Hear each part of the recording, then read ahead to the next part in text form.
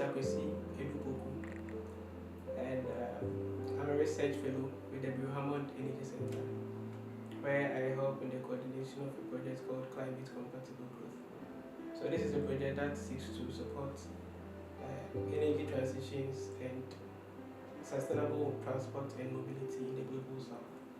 11 years ago, I came to University of Science and Technology to pursue a bachelor's degree in agricultural engineering. And in third year, I was introduced to a course titled Introduction to Renewable Energy Systems and Technologies. And after taking that course, I was just blown away about how renewables are fast replacing fossil fuels to meet our energy demands. And so I developed a passion in renewable energy. And so after first degree, I did a master's in Renewable Energy Technologies here at University of Science and Technology. That is why I came across KIP, because KIP provided scholarship for my master's. Renewable is quite broad. Okay, there are several legs in renewable energy, and personally, I believe the global south can also meet our energy demand if we pay attention to biofuels and biomass, because we have it in abundance. And so I wanted to increase my passion in bioenergy. So I decided to pursue a PhD in bioengineering, and that's the journey so far. How has it been? How has the experience been? Oh, I think it's been worthwhile, and in fact, everything that I've achieved so far, you say PhD and I tell you. Yeah, everything I've achieved so far, like I said, the transition for me started a bit early in third year, and so when I was doing my national service, then I was offered to be a teaching assistant in the department, and right there and there, I had to plan everything. So what I'm saying is like, say 8 or 7 years ago, where I planned my life to some extent, decided to pursue a career of research, and I challenged myself that I should be done with PhD before 30 years. Wow. Yeah, and so everything I've done has been intentional towards achieving this goal of mine. So yeah, I did masters in 2 years, and then did a PhD a little over 2 years. Okay. And yeah, I feel if you're able to find joy in anything you do, you can only go far, right? And so I was able to find my undergraduate grad. It has been an excellent and smooth sail so far. Can you summarize the impacts of your PhD study? As an energy researcher, I'm curious about how energy has been transitioning over the years. A lot of people say energy transitions as if it's a new thing, but technically, energy transitions has been a thing of the past for several years now, like from time immemorial. And mostly, we have to transition from one energy source to another, because the energy source we are transitioning to is more efficient than what we are previously using. So the world had to transition from the use of wood to coal, and at a point we had to transition from coal to oil, from oil to natural gas, and now we are being transitioning to renewable or cleaner sources. But the only difference is that the previous transitions, the motivation was to solve an energy problem, because we are moving to more efficient fuels. But now the novelty is we have to transition to solve an environmental menace.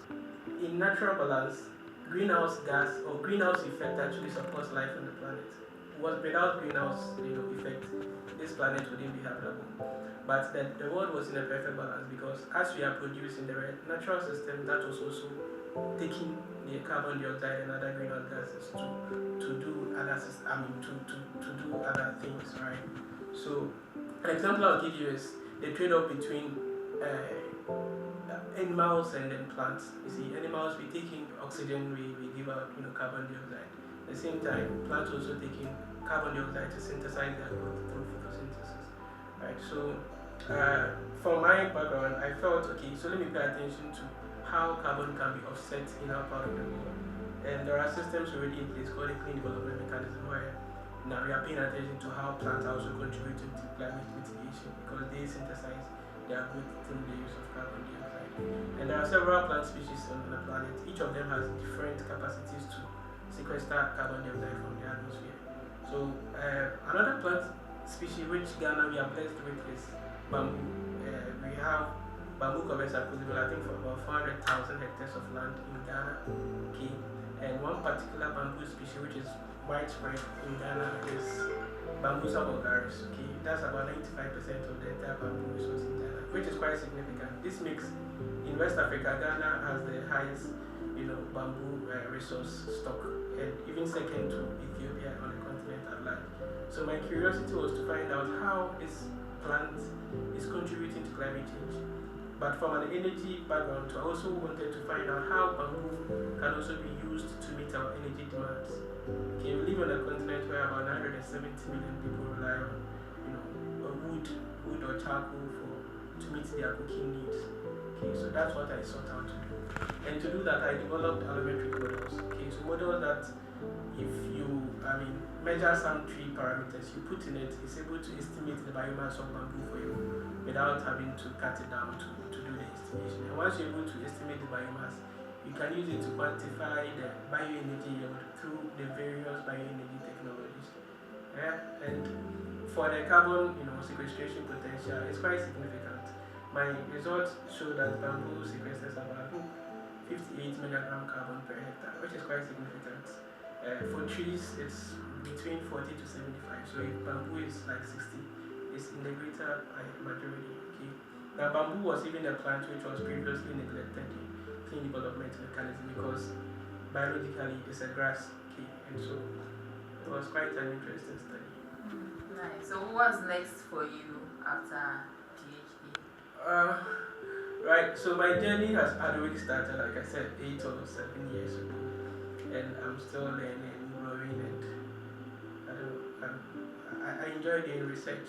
Okay, so now my career had already started, like even before I started PhD, and I'm trying to continue to also make an impact.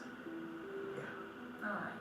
Any advice for researchers, upcoming ones who look up to you? The advice I have for anyone is to have some time to do some self-reflection. Okay, if you're able to, the best person you can take advice from is yourself. Now set target for yourself and assess yourself if you're actually reaching those targets. And another advice I'll give you is to seize opportunities and make it yours, and also create opportunities for yourself. I now sit across a table where I find younger students or researchers walk up to me and ask for mentorship. Okay, that Akwasi, I want you to mentor me because I know you are doing well in renewable energy. I want to be like you. But I also have quite a similar story that I saw someone that I idolized, wanted a person to mentor me, but I chose a different path. Instead of walking to him to tell him, hello, Professor Francis came also, can you please mentor me because I'm interested in renewables? No, he's the same person who introduced renewable energy to me in third year and also in my undergrad studies. But I realized he's someone I idolized, wanted to work with. But before I could work to someone like that, I had to also build myself up in a way. Just so when our path eventually crosses, I don't know how, then I can also be having something of value to offer him. And that's exactly what I did. And so I took time to read about renewables, did some research on my own. When I did my master's, right after my master's, there was a project in the College of Engineering, WASENT, and an impact project was to assess the resilience of mini-grids that had been deployed on the island communities in the Delta. And Professor Francis, put myself and my colleague to the task. Yeah, and I think we were able to deliver. And since then, we've been kicking it off. We've been working together. It has been a very interesting relationship. He's been mentoring me, guiding my step every little step that I take. And yeah, so we can only go far. So the advice I'm going to give you is, it's fine. We have different paths to achieving the same goal, but before you also reach out, look within, see what you can build upon yourself before you reach out for someone to help.